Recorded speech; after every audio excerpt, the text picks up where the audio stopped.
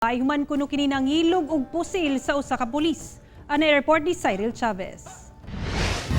Gidakop sa kapulisan ang rape suspect nga si Merson Mucodompis, 40 anyos, sa iyang panimalay sa Zone 8, Barangay Bula, General Santos City. Gireklamo ang suspect sa usa ka 6 anyos nga batang babae nga gilugos kuno siya sa balay sa akusado sulod sa 5 ka higayon. Diyang kuhaan na og mugshots ang suspetsado sulod sa Police Station 6. Kalit kunong giilog niini ang pusil sa taga Women's and Children's Protection Desk officer. Nakapabuto pa ang suspect apan abtik nga mibalos ang kapulisan og naigo kini. Nadala pa sa ospital ang suspitsado apan gideklara kining dead on arrival. Itinulak niya na lang yung tao.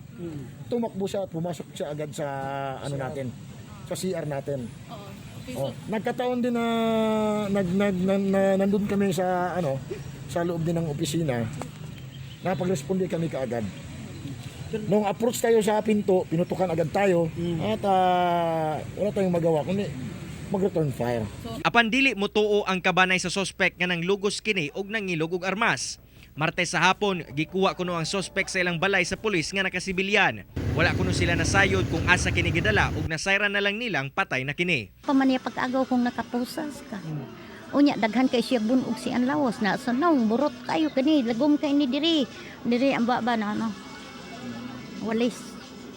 Yang mata wala gini gipiyong. Hinoon, ginaimbestigahan sa mga otoridad ang insidente. Ako, si Cyril Chavez para sa One Mindanao. Mga kapuso, 51 kaadlaw na